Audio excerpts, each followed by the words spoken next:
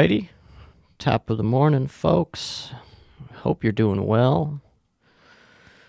Welcome to the program. This is going to be Garden Pails number 111 for Monday, February 7th, and the year is 2022. Hope everybody's doing great out there, staying warm. It's like negative 1 degree. I decree. I don't know. It's so cold outside, but then when there's no wind, it's not even that bad. I don't fucking know. I'm not a weatherman. So today's holidays are National Fettuccine Alfredo Day. Big wop Dago holiday. Near and dear to my heart, I think fettuccine Alfredo, whether it's just chicken or shrimp or any branch on the Alfredo family, is A-OK in my book. Probably my favorite type of pasta. I think it's the most superior type. It's better, like red pasta. Dago fucking red Dago meals are just not as good as the fucking white sauce. Or maybe it's just because if you eat something so much in your childhood that you're just over it. Guess I didn't have that much fettuccine as a youth. It's more of a veteran, more of a mature meal of fettuccine. But that's what I've been rocking with recently. Let me know what you think if you want to come on here, this program, and argue pro or against pasta flavors. Let a brother know. As always, I got my LaCroix here with me. This one is interesting flavor. It's hibiscus. And it's got pictures of flowers on it. I don't know what the fuck hibiscus is. But I guess it does kind of smell like a flower. Or taste like a flower. I don't fucking know.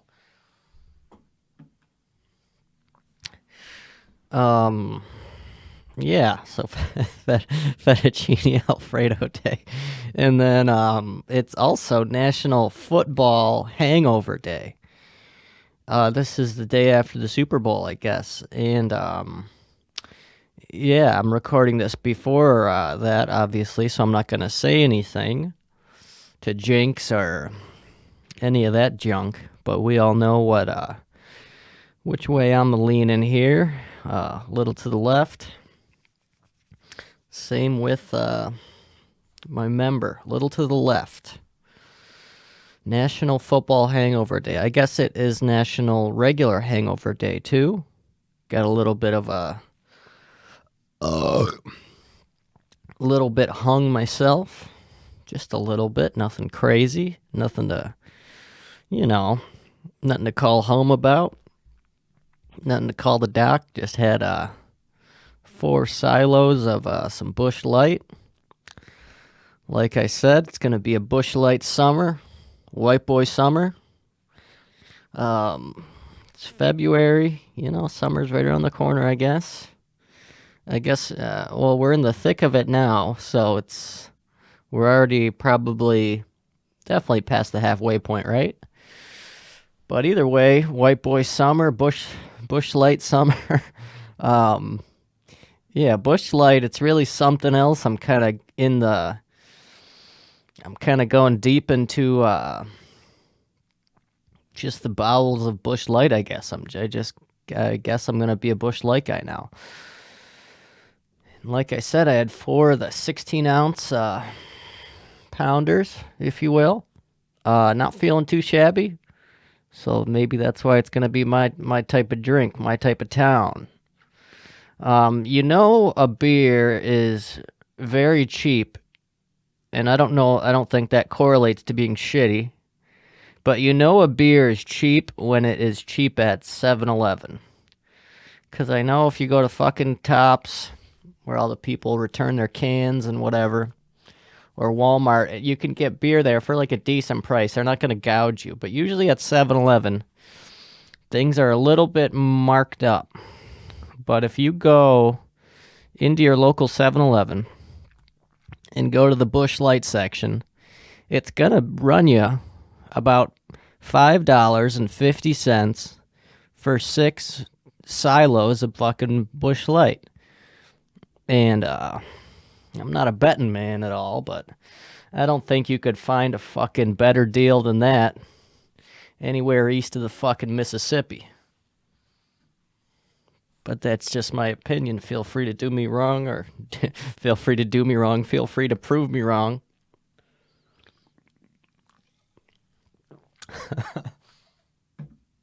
Gotta love, that little hangover, a little bit of tightness in the forehead, mispronouncing things, saying things the wrong way.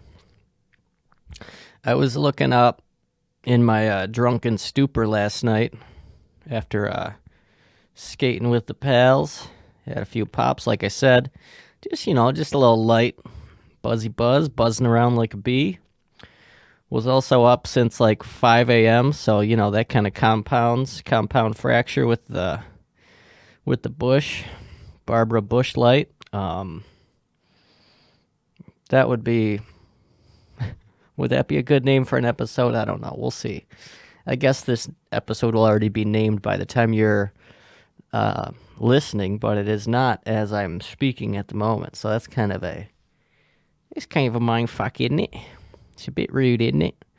But I was really gonna just say something there, and then I was skating with the pals, little buzzing like a bee, like I said. And then speaking of like mispronouncing things, saying things the wrong way, and a hilarious thing, I was somehow got into a wormhole of Trailer Park Boys. They're called Ricky-isms, like shit that he would just say that's fucking retarded and hilarious. He said one of them is worst case Ontario, worst case scenario. It's fucking hilarious. That's the best. They're basically just people that you would see at fucking Foley's or fucking Wilbur's, but God bless them. A show is like transcended all, or just made it to that other side of being known, or like fame, when like your parents watch it and enjoy it. Like my dad's a huge Trailer Park Boys guy, so that's how you know it's something else. But yeah, good show. And they also did it really cool because who would think to shoot a fucking sitcom in a fucking trailer park? And the first couple seasons, the camera looked like shit. It's fucking hilarious. They did it on like a VHS camera. It's almost like an old like skate video or something. It's fucking interesting approach. Who would think to do that? Okay, we're gonna get a shitty camera that looks like shit, 180 fucking 180p. 240, if that, and then just have these fucking retarded Canadians just fucking do shit inside of a trailer park. Who would have thought? Tell you what, I didn't think of it, and that's why, I don't know. That's why, I guess. Local news, though. Lots of local news. Kind of ran into a snag here, and it's fucking pissing me off with trying to read them, trying to inform my lovely, very intelligent listeners at home, and they're just trying to throw roadblocks when I'm trying to fucking help the community here and keep people informed and safe, and they don't want me to fucking spread their information. I have this article that I read from the Buffalo News earlier about some hotels being robbed in Niagara Falls, near and dear to my heart, twofold, hotel and Niagara Falls. And I fucking read it, and then I tried to go back into the link to the website, to the Buffalo News, and it's got one of those fucking pop-ups that fucking won't allow me to read it. It's so fucking stupid. And all I'm trying to do is just keep the folks out there in the know. But they don't want me to fucking do it. And I'm gonna fucking try and fucking do it again, but I know it's not gonna work. It's really not. It's not gonna work. Oh, you fucking whore. Didn't fucking work. But there was, I can't, now, this is just, they're trying to fucking, they're fucking punching down at the little guy here. So someone, okay, so I'm going to read what it will allow me to read. Someone robbed or tried to rob 2 Rainbow Boulevard hotels late Wednesday and early Thursday, according to Niagara Falls police reports. About 11:25 p.m. Wednesday, a man in a Dallas Cowboys jacket and a red cloth face mask demanded money from an employee at the front desk of the Wingate by Wyndham Hotel. He left the area on foot. That's like the fucking... And that's all it's going to let me read. It won't let me read any more of the story. And it's like, do you think anybody else gives a fuck to read these articles? Who the fuck even reads anymore? I'm just trying to read it. So then, like I said, my very smart and faithful listeners at home can have the news in their ears instead of fucking having to search out, go through 10 different fucking links, and then get fucking paywalled fucking for a story that in reality nobody gives a fuck about. And here I am just trying to read your story, and you won't fucking let me. A man in a Dallas Cowboys jacket. The wise riffraff once said, what'd he say? I could have played for the Mavericks, but they found crack in my jacket.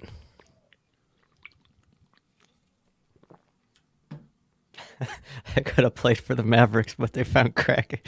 But yeah, it's fucking stupid. Nobody gives a fuck about this. Why don't you just put it on the internet for free? How is it even...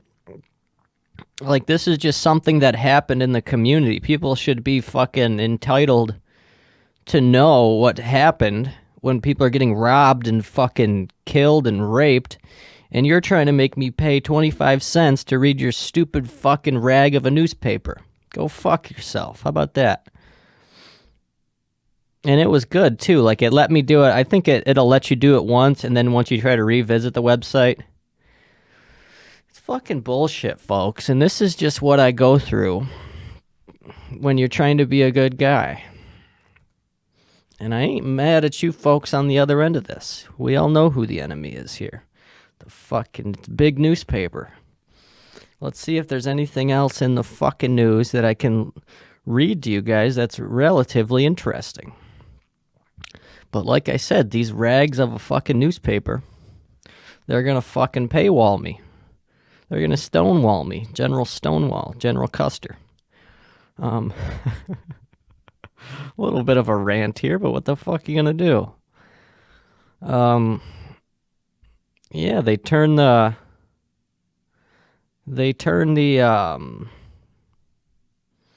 in honor of Bet White's 100th birthday.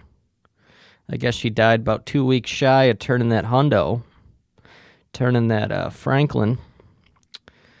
They lit up the falls white. And I thought to myself, well, the water's always white when you see it, like, rushing. You know, there's always white parts. I thought to myself, that's pretty fucking stupid. But I guess at night it would be dark, so you wouldn't be able to see it. And then if they lit it up white, that would actually be pretty cool. So, hey, even old Kyle here can be wrong sometimes. Even though I don't like to think I can be. yeah, we don't really got shit here that's going on in the fucking newspaper, in these fucking rags of a fucking paper.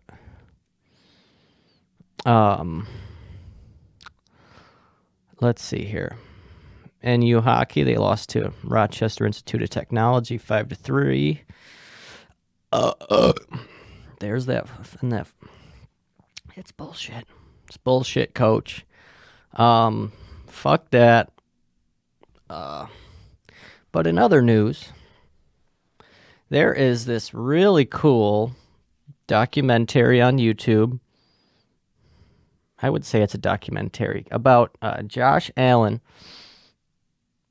our lovely quarterback, very talented, and it's called A Glitch in the Matrix, I believe. That's what it's called on YouTube. Free documentary, none of that paywall bullshit that the fucking Buffalo News is doing to me. Even they got the fucking Niagara Gazette doing it. I'm gonna have to start just being a fucking crime scene reporter with my fucking stupid mics and fucking computer just to fucking see what's happening in my community. Don't you think we're entitled to know? I don't fucking know. I don't know, folks. I don't know. I'm no beacon for truth, but I think that is... I think we should know, but no. They have different motives. They want to make 29 cents off of my fucking... Go fuck yourself. But yeah, Josh Allen, Glitch in the Matrix. It's a cool documentary. I don't know if I'm late. This could already be a well-established thing that everybody knows about, but it's really cool. It's like an hour long. I think it came out a couple months ago, probably like 6 months ago from the time I recorded this. And yeah, it's really good. It starts out how he was in high school. No fucking D1 looks at all. He had to go to fucking junior college. You all heard the story. Then he goes to fucking Wyoming. Then he got drafted by the fucking Williams. The Bills. Go fucking Bills. And the cool section in the documentary where Josh Allen, just gets right after he got drafted, and he's on FaceTime with Terry Pagula. It's the wife, right? Or is that? I don't fucking know. And he said, "I'm gonna make you guys look like something like you're the smartest. You made the smartest decision that night, or some shit." Really cool. And yeah, even kind of like an emotional tale, a good doc. I would highly recommend it. And they're not paying me millions of dollars to say it. But I'm just saying it how it is. And Josh Allen, just one moment, excuse me. And I knew I liked Josh Allen, but I found out like I did like some kind of hardcore research, but he was born, he's a May guy, just like myself, so that's just even more reason to like the guy. Not only is he a fucking stellar quarterback, but he was fucking born in May, I think May 20 something. So I guess that would still be big Taurus energy, same here. I'm an astrology slut now. This is going to become an astrology slut podcast. Pardcast. Welcome to my podcast. Yeah, it's going to be become an astrology slut cast. We're just gonna bring on people, women that are on Klonopin and read their tarot cards, and have them be the knight or whatever. All tarot cards probably just say the same thing, like, "Oh, you're so brave and you're fucking..." Like, do any of them actually say anything that's like bad or could end up being true or realistic? Like, you're brave and success is in your future. It's like a fucking... Tarot cards are like fortune cookies for girls with bags under their eyes. That's my statement. That's my quote. That's my quote of this cast. That's my quote of this cast. Oh, yeah, I completely fucking forgot, and I almost forgot with my slurred kind of voice right there. Reminded me of. So, the last podcast, the solo one, last solo scene, I was talking about a gentleman who had came up to me at the front desk and bought 2 bottles of wine at 8 o'clock in the morning. And then, as the story goes, I went into the billing screen on his room because you can see all the history of everything going on. And he had purchased 4 other bottles of wine previously. But that is not the end of this story, folks. I fucking go back. Or no, he actually had 2 bottles of wine from the previous day. So then he was up to 4 the last time, the last podcast I did. So he was up to 4.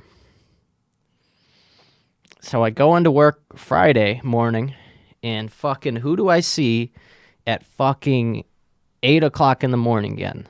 This same fucking guy with the boot and the fucking bags under his eyes and his hair's falling out. He's got fucking mange.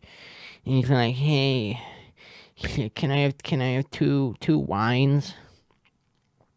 I don't know what it is, but when someone says wines, it just really makes me cringe and pisses me off. Or it's just like wines. Why are you saying wine? Just, can I have 2 bottles of wine?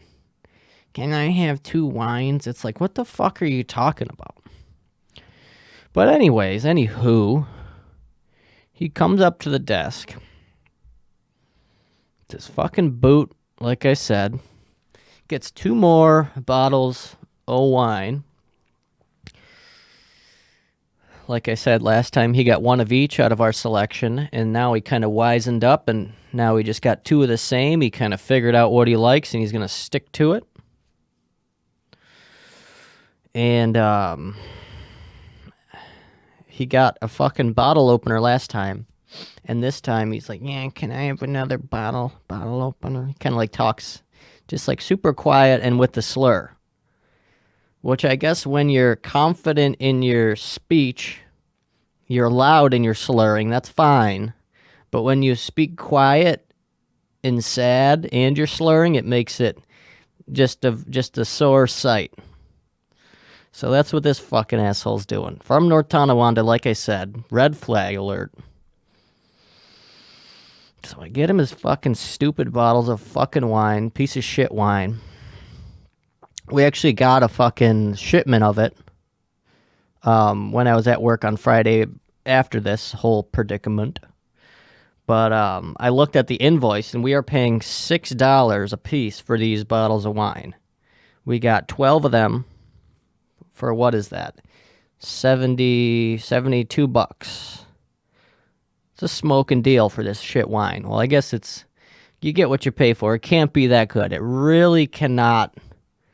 It is probably just a heartburn in a bottle.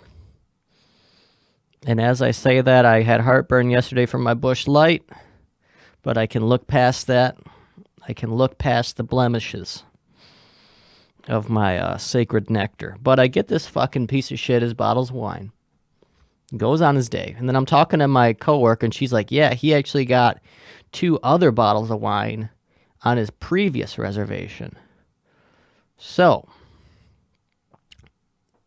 I thought he was at 6, but he's actually up to 8 bottles of wine total that he's bought. And he's only been at the hotel for like 3 days. So $20 a piece, so times 8.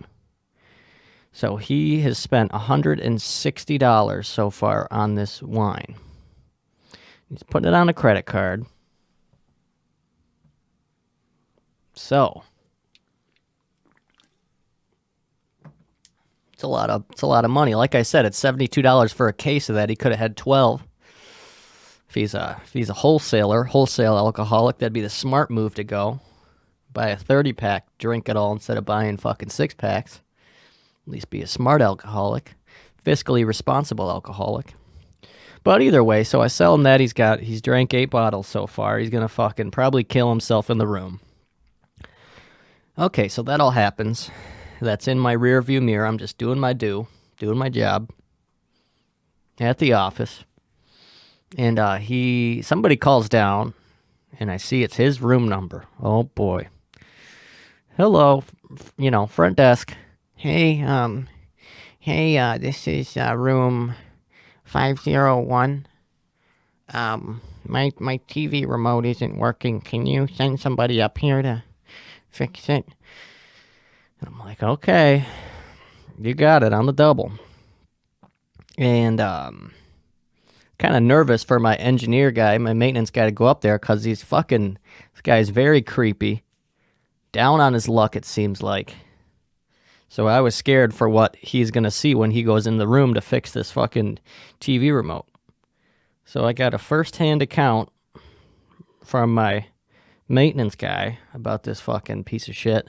Goes in the room, he says, there is garbage garbage, food, wine bottles all over the fucking floor. He said he had to move garbage out of the way to navigate through the room. And then he gets his fucking TV remote to try and fix it, and he said that it is covered in like a layer of slime. Like it fucking like he was drooling over it or something. And I'm like, Jesus fucking Christ, Chris. That is so fucking gross. And he fixes it, So that's what he said was inside of his room. And I fucking really didn't expect anything different. Yeah, I feel like this story isn't going to end well for this character in his, the Garden Palace saga for this gentleman, the wino, the 5th floor wino. Yeah, it's not going to be well. And like I said, he's from North Tonawanda, so that should have already perked your ears up. Oh, boy. Yeah, so that's what was going on my Friday. It was Friday morning. And then fucking after that, had some fucking... What the fuck did I have? Fuji fucking grill. That's what I had. The fucking friendship or family platter, whatever the fuck it is. Fu Young, whatever the fuck it is. And it's fucking great. Love Fuji Grill. Tried to get them to sponsor the podcast. They show no interest. But yeah, then we were skating a little bit. And yeah, I think I'm going to get Matt and Justin, maybe Brushel as well on the podcast. So that will be cool. Look for that in the future. Hopefully coming up in the next couple episodes. I will wrangle up the boys, corral the boys. And yeah, that'll be cool. Have them for a return on the podcast. Last one was the Pittsburgh shit show. Couple Miller Lights were consumed before that recording of that there program. Nothing wrong with that. But maybe the next one that I do with Matt and Justin will be a little bit more clear-headed on my part, or maybe not. Either or. I think it'll be a fun time. So yeah, the newspapers fucked me. I hate them. The wino guy on the 5th floor. National Fettuccine Alfredo Day. And National Football Hangover Day. And regular Hangover Day. Busch Light Hangover Day. And,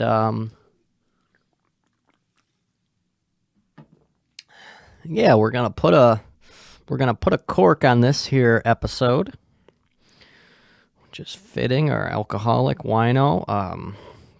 If I'm being honest, kind of got to take a shit. I had a bacon, egg, and cheese, and maybe that's what's making me act up. I remember as a child, my father, and still, right after he eats, like, it's really miraculous. Like 15 minutes after my dad eats anything, he has to take a shit. And I don't know if that's good, if he has the most efficient, like, food processing in the game or if it's something's horribly wrong with him. But that might be how I am in the future. It would be very, not very convenient. But what are you going to do? All right, we will see you in the second half of this podcast, folks. All right, folks, we are back. I am back. Excuse me. Back here with my seltzer beverage. Back half of this podcast.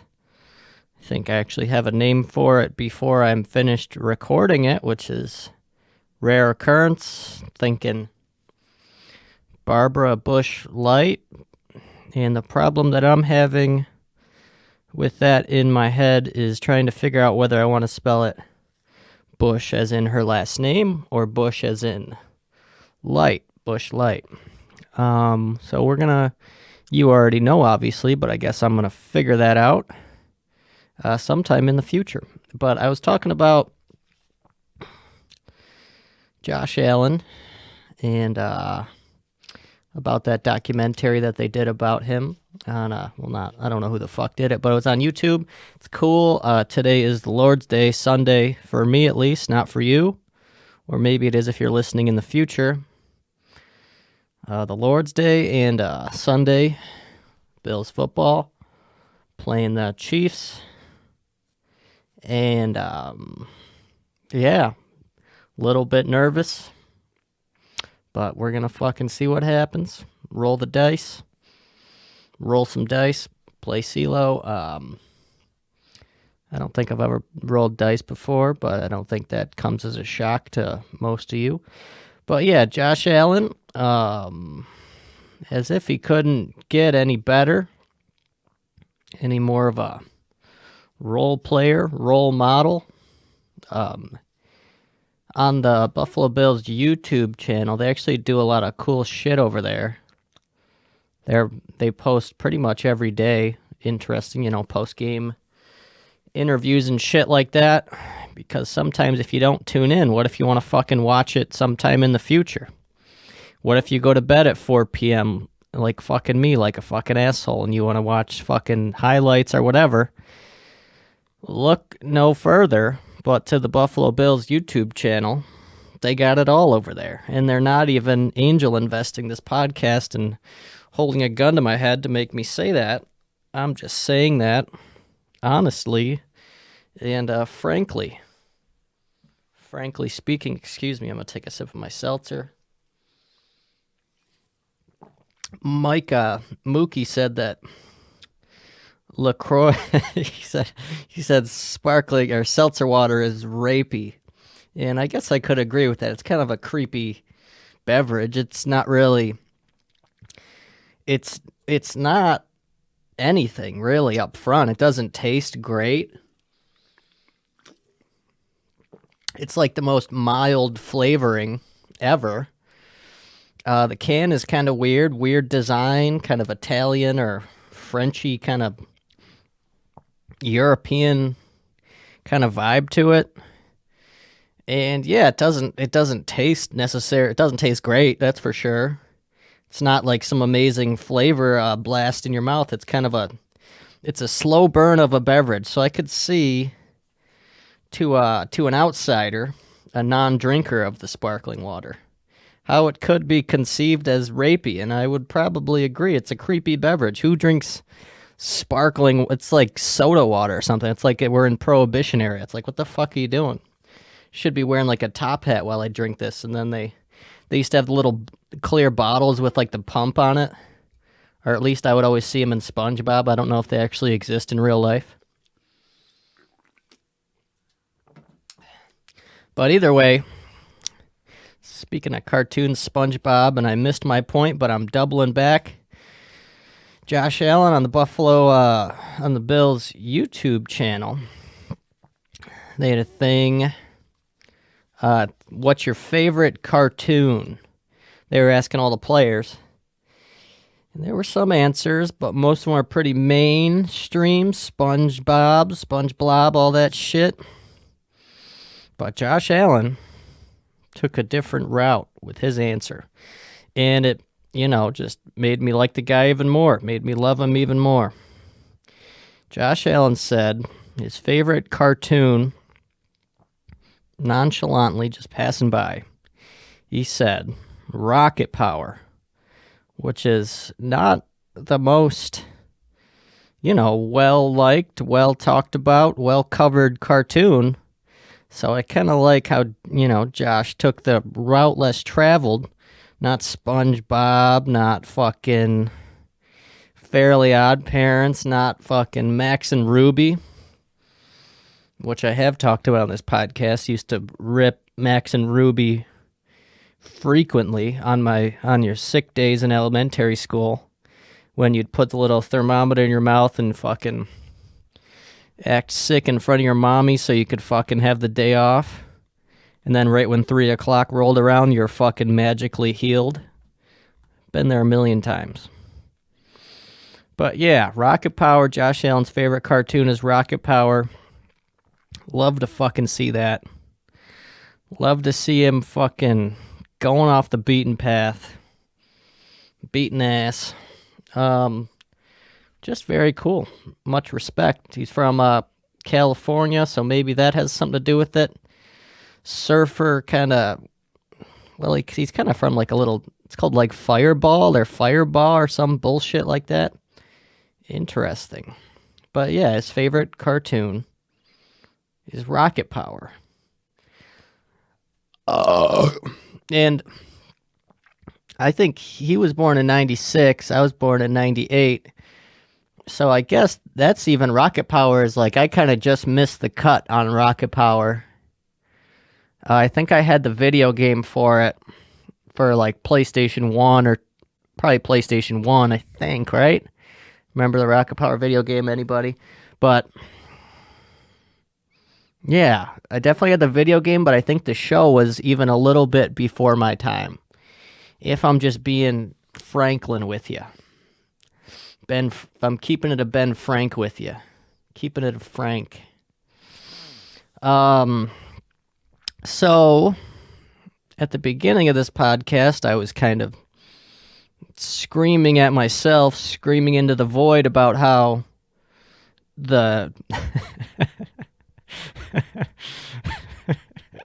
screaming at myself in the mirror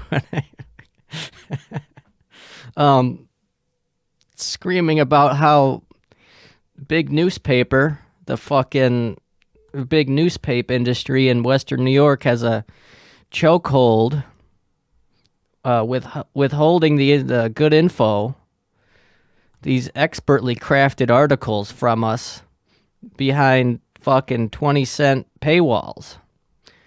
And I know what you're saying at home. Why don't you just shovel out the 20 cents? You're running this very successful, well-liked podcast. People listen all over the corners of the globe. Why don't you just shell out the 20 cents? Well, I can't. I'm in multiple battles for child support with my ex-wife, and I don't want to pay for the kids' food or their clothes, but I have to. So they're siphoning all my money from this podcast. So that's why I'm not able to shovel out the 20 cents to fucking read some fucking chicken scratch about a pig in Lancaster that's wearing a tuxedo. But that's neither here nor there. Yeah, that's the Buffalo News. They're kind of paywalling their information. But we don't give a fuck, and we don't give a fucking shit about Buffalo on this podcast. This is a Niagara Falls podcast, land of the scumbags, the whistleblowers, the magicians, the con artists, the stuntmen, the midgets, the giants, the land of the giants. Niagara Falls, New York. That's what this podcast is kind of all about, I guess. I guess Niagara Falls is kind of a background character aside from the, I guess, daily journal aspects of this. It's the second most important thing about this podcast. Second biggest focus. So yeah, Buffalo News can go suck a dick because they want me to pay fucking 15 cents to read an article. But this is why we love Niagara Falls, because the Niagara Gazette, our daily rag, lets Papa in for free. I got the VIP pass, and by that I mean I just click on the website and then I can read the articles and take however much time or whatever I fucking want. I don't have to fucking take a screenshot and fucking to get around the paywall, because there's always a way to do it, but they make it easy here at the Niagara Gazette, and that's why they have the Garden Pals cosign. And I found interesting local history article that I'm going to read, and it's called, the title goes, Niagara Discoveries, A Century of Radio in Lockport. Kind of similar to what's going on here. Not really a radio show, but I guess in the family tree of it, I suppose. And this article is by Anne Marie Linnaberry, and it was published on January 22nd, 2022. Good old Anne Marie's going to tell us a story here. Let's see what she's talking about. There's a photograph here of a compound. It kind of looks like a concentration camp, but I guess this is a place. This was the first radio station in Lockport. This was actually before fucking, holy shit, this was way before fucking World War II, any kind of Nazi action, any kind of concentrating camps. 1922, the first radio station in Lockport, WMAK AM, broadcast from a studio inside Norton Laboratories on Mill Street in Lockport in 1922. Holy smokes. That's crazy. So, the first radio station, they started in 1922, and this article was posted on January 22, and the year is 2022. So that's a lot of 22s if we're keeping track at home. I don't know if this is a sign from the gods. And the Niagara Gazette website has a pop-up here that says 4 signs of swollen prostate. Should I click on it, or should we read more about radio? We'll go with the radio, I guess, for now. But if we have any spare time left over, this can be the Garden Pals medical corner where I diagnose all of our good listeners. So this year marks the anniversary of the first radio station in Lockport. Excuse me. Before we look in on that station, let's look briefly at the development of the radio medium. All right, let's dive into some history here of the radio. Throughout the 19th century, many men, particularly in Europe, experimented with the airborne transmission of electromagnetic waves. 2 names that are most associated with the invention of radio are Heinrich Hertz, alliteration there, as in megahertz, and I don't fucking know how to, it's some Italian, Guglielmo Marconi. Elmo Marconi, sorry. Marconi is best remembered for his development of the long-distance radio signal transmission, the system that was later used on the Titanic. Well, that didn't fare too well for them, did it? What is considered the first real radio broadcast occurred in 1906, when amplitude modulation, AM station, was used to broadcast violin music from a point on land to ships at sea that had radio transmitters. It was more than a decade later, in 1920, that regular radio broadcasts began to be heard in the United States. Within a few years, radio stations proliferated, but the number of homes with radio sets was still very limited. Originally, radios were sold as kits that had to be assembled. Imagine that. You think fucking IKEA is bad. You get a fucking hunk of heap of shit fucking box of metal in the mail, and you gotta fucking put together a radio. Imagine that. You think fucking IKEA is bad. But soon, several large companies, including AT&T, General Electric, and Westinghouse, began manufacturing radios and infusing capital into radio stations in major markets to advertise their new product. By 1922, there was an explosion of both radio stations and radio sets in the United States. Well, would you look at that? Lockport was one of those cities that experienced the phenomenon. I don't think I would really call Lockport a major market. More for, I don't know, fucking ghetto, like white girls who wear Jordans and fucking get their ass beat. Those girls are always getting their ass beat for some reason. They can never fight quite that good. But either way, shout out to the queens in Lockport. Lockport was one of the cities that experienced the phenomenon. On October 19th, 1922, the city's first radio station, WMAK, broadcast an orchestral concert for 1 hour that evening. The studio was located inside Norton Laboratories on Mill Street and was operated by I.R. Lounsbury, an engineer at the company. It broadcast programming for a few hours every week. A few years later, the studio was relocated to Rialto Theater at Walnut and Pine Streets. In the mid-1920s, working at WMAK, First Presbyterian Church began broadcasting their Sunday service on that station. Unfortunately, the station did not stay in Lockport for very long. In 1927, it was purchased by the Buffalo Broadcasting Company and moved to that city, although the transmission tower remained in the town of Wheatfield. Look at that, Wheatfield, huh? Also that year, WMAK became a part of the CBS radio network. Wow, very interesting.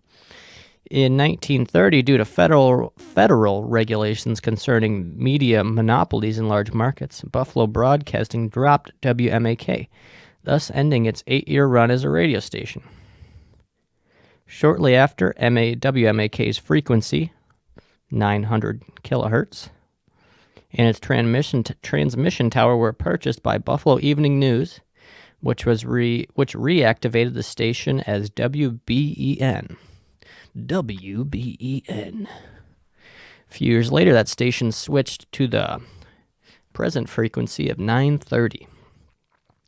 WMAK are now the letters for an FM 1570 station near Nashville, Tennessee, which plays all bluegrass music. Love some bluegrass music, some good old inbred tunage. Lockport's a hell of a place. I got some coworkers from there, quite brutal. I remember there's a skate park there that's a piece of shit, kind of just a bag of bones kind of joint, just wooden, lots of wooden ramps, which obviously fare very well in our snowy and cold, rainy climate, so that place is a piece of shit. And one time I was there with my friend who was addicted to taking Xanax and driving, and we were at the Lockport skate park. So it was probably in the summer, I don't know, maybe 2017, 2018, give or take. And there were these little tykes there, about 8 years old. Had to be 8 tops. And they had themselves some nice, they had little water bottles in each of their hands. And their little mitts, little tyke mitts. And they were spraying spray paint into the bottles, and then they were huffing it. So that's kind of what happens in Lockport here nowadays. But they were a pioneer in the radio industry. So let's dive back into this article. But yeah, just remember that. I was in Lockport 5 years ago or so, and there was little 8-year-olds, huffing paint. Oh boy. And then I think there was a couple incidents where there was like shootings. They have a nice fucking ice hockey rink for like the high school kids. I remember going to a couple high school hockey games when I was in high school, and there was like some shootings at some gas stations that were kind of connected to that, I think.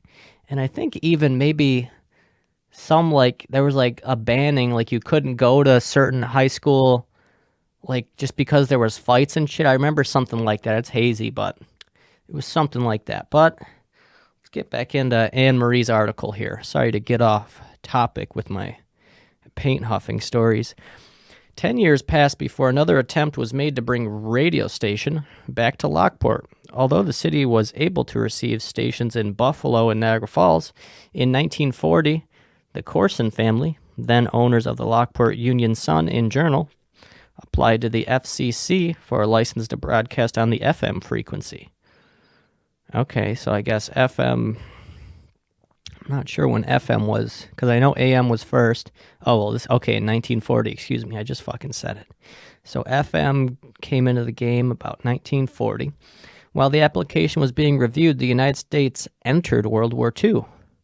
And it wasn't until 1946 that the license was approved. The Corsons were granted the call letters WUSJ and given the frequency 99.3 FM. I wonder what that is, 99.3. I know that 91.1 is Jazz FM, which is a 24-hour jazz station out of Toronto. So if you're in your shitbox Corolla or in your F-150 or fucking GMC Sierra and you want to listen to some smooth jazz while you're driving to go, go to court or something, you want to listen to some jazz to calm you down, 91.1 Jazz FM. Back to the article. Construction of the station on Michigan Street began in 1947, and the first programming was aired on Halloween night, 1948. However, very few listeners heard the broadcast because not many people had radios with an FM frequency. In 1949, WSJ applied for and received approval for an AM station. Oh, so they were kind of ahead of the game, but then they went back in time and went to the old standard, went back to an AM station. The call letters stayed the same, but the frequency changed to 1340 on the AM. The Corsons owned the station until 1970, when it was purchased by Hull Communications. 5 years later, the call letters were changed to WLVL, Love Lockport. In 1981, Culver Communications, owned by Richard Green, bought the station and has operated it for the past 40 years. Holy smokes. There were hometown radio stations in Niagara Falls as well. Here we go, baby. Radio genealogy can be a bit confusing as stations change frequencies, call letters, owners, and formats. WHLD started in Niagara Falls in 1941 at the 1270 AM frequency. The call letters stood for HILDA, Hilda, the wife of the first owner, Earl Clement Hull. Ownership and format has changed over the last 80 plus years, but the station has remained the same frequency. Interesting. WHLD, 1270 AM, Niagara Falls owned station, huh? Maybe I'll get a job there. WJJL began broadcasting under those call letters for John J. Laux, its first owner, at 1440 AM in 1947. Just as with WHLD, many owner and format changes occurred over the years. John J. Laux, maybe that's Laux Sporting Goods. Who the fuck knows? Who cares? Buffalo station WEBR, We Extend Buffalo's Regards, started operation in 1924 at 970 AM. WEBR went off the air in 1990, but 2 years ago, WJJL's new owner, William Yunk, changed the call letters to WBER while broadcasting at 1440 AM frequency. And that's how we're going to end that article. So shout out to Anne Marie Linneberry for lending her article to this here cast. Little bit of local history. Who the fuck really listens to radio anymore? Unless you're forced to do it. unless you're traveling with the elderly. I wonder if there was any just dudes that would just hang out at the fucking radio station and just talk shit in like the 1940s and just fucking hang out and just talk. That would be fucking really, really interesting to listen to. Just some fucking... Or just hearing about fucking World War II from like a fucking first-hand perspective. That'd be fucking insane. Maybe there is some kind of archive to that or something, but I guess this lady, Anne Marie Linneberry, is the assistant director of the History Center of Niagara. I had no idea we had such a center, but I guess there is. Yeah, who the fuck knows? Shout out to the Niagara Gazette, though, always holding it down, helping out, helping me out, giving me something to talk about. But yeah, I don't know. You probably don't listen to radio. Who the fuck? Because it's just so easy with Bluetooth and whatever. Yeah, if I'm going to listen to any radio station, it's going to be fucking 91.1 Jazz FM. But maybe, just maybe, well, I know that WEBR, I don't know what fucking channel they are, but they play kind of cool, like 1960s music, so that's nice. It's a good station. I don't know what their fucking, what their frequency is, but, yeah, I hope you enjoyed that little article. I did too. Lockport, pioneers in the fucking radio game, pioneers in the children 8-year-old huffing paint game. Oh boy. Yeah, I'm excited for this fucking game today. Bills, Chiefs. Yeah, I've just been watching fucking all the pregame bullshit on the Bills YouTube channel. Late game starts at fucking 6:30, which may not be late to you, but to me it's fucking absolutely devastating. I think I'm gonna weather the storm though and fucking stay up. Snowing a little bit today. Literal storm to weather. Yeah, you gotta love that. I mean, and then if you got any friends who huff paint or anything, you know, send them some love today. It's a little chilly outside. Yeah, there's some people down the street. The Huffies, they huff paint all the time. Couple of houses down. I don't know how we got that inkling, but it was probably at least 10 years ago. And maybe he just had spray paint on his face or something around his lips. But yeah, I guess he used to huff paint, and now he owns like a paving and like plowing fucking company. So I guess huffing paint comes with its advantages, comes with its perks, folks. So that's something to think about when you're sitting in your garage and it's a little chilly outside, and you got a brown bag and then some fucking Rust-Oleum fucking paint. Something to think about. Really makes you think. Well, what were the holidays today? Oh yeah, National Fettuccine Alfredo Day.